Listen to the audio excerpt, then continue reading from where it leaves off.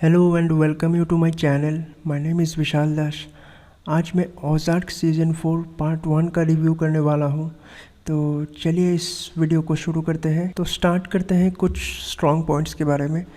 पहला strong points है series के हर एक एक्टर की परफॉर्मेंस। उनकी परफॉर्मेंस इतनी रियलिस्टिक है कि आप खुद उनके इमोशन से कनेक्ट कर पाएंगे।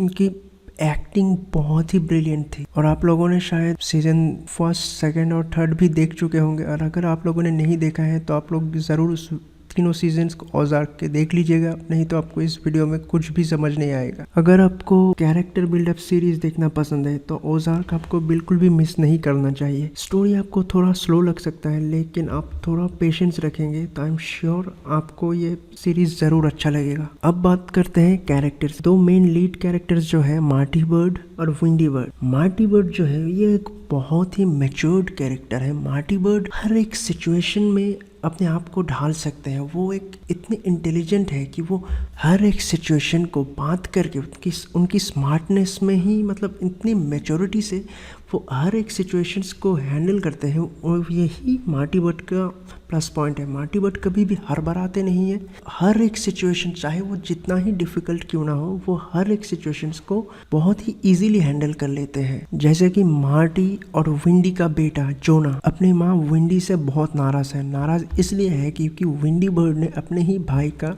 मर्डर कर दिया था, ताकि वो बाद में जाके विंडी और मार्टी बर्ड के लिए मुसीबत न बने।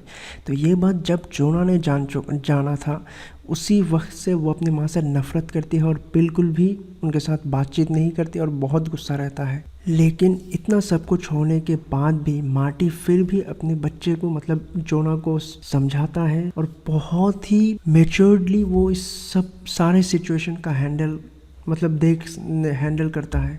आई मीन मार्टी बर्ड एक बहुत ही मैच्योर्ड कैरेक्टर है जो कि किसी भी सिचुएशन में उसका सलूशन ढूंढ निकालता है। ये बहुत ही मैच्योर्ड कैरेक्टर है मार्टी बर्ड।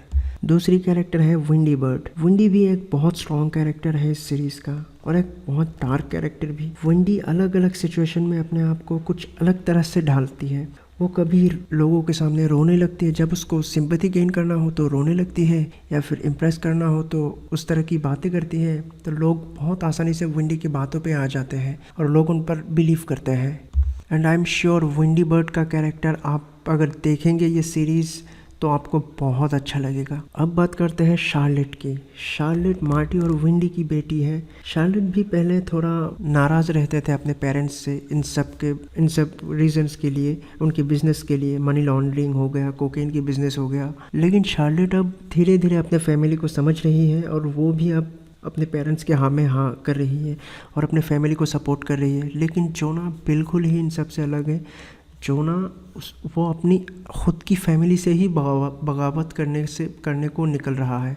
लेकिन अब शार्लेट को नाराज़गी इसलिए थी ताकि वो अपने फैमिली, या शार्लेट भी पहले ज़्यादा खुश नहीं थी क्योंकि वो कैलिफोर्निया में अपने सारे दोस्तों को छोड़ के यहाँ ओज़ार्क चली आई थी अपने पेरेंट्स के लिए। लेकिन अब वो बहुत खुश है, नॉर्मल हो रही है वो। और खुश इसलिए है ताकि वो अब और सारे लोग अब घर जाने वाले हैं, तो इस बात का खुशी शार्लेट को बहुत है। और जोना तो अपनी ही फैमिली के राज अपने ही दुश्मनों को बता रहा है, जिसके वजह से उसके माँ और जोना का रिलेशन दिन ब दिन ख़राब होता जा रहा है।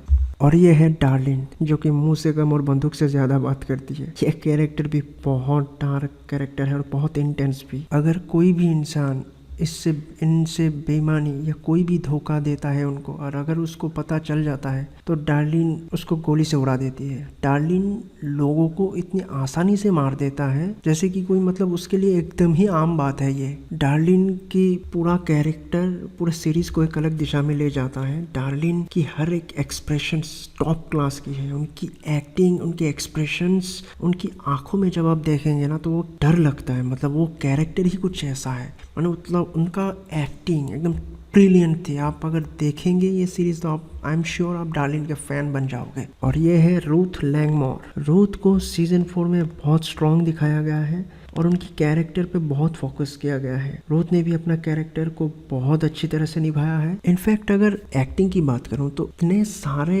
एक्टर्स है यहाँ पे, सबकी एक्टिंग परफॉर्मेंस बहुत ही रियलिस्टिक है। आपको एक्टिंग में कहीं पर भी वीक पॉइंट नजर नहीं आएगा। और एक इम्पोर्टेंट बात यह है इस सीरीज की, अगर आपको ब्लैक मनी, कोकेन या मनी लॉन्ड्रिंग या बिजनेस मनी लॉन्डर कैसे करते हैं या ब्लैक मनी से वाइट, ये सब और इलीगल बिजनेस, कोकेन, ये सब अगर देखना पसंद है तो आप इस सीरीज को बिल्कुल भी मत मिस करिए। और अगर वीक पॉइंट के बारे में बात करूँ तो मुझे ऐसा लगा कि स्टोरी को ज़बरदस्ती थोड़ा ज़्यादा लंबा खींचा गया है।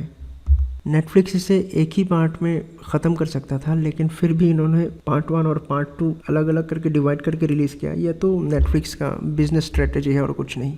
तो अब बात करते हैं कंक्लूजन की कि आपको ये सीरीज़ देखनी चाहिए या नहीं। तो मेरे हिसाब से आप ज़रूर ओज़ार्क को देखिए।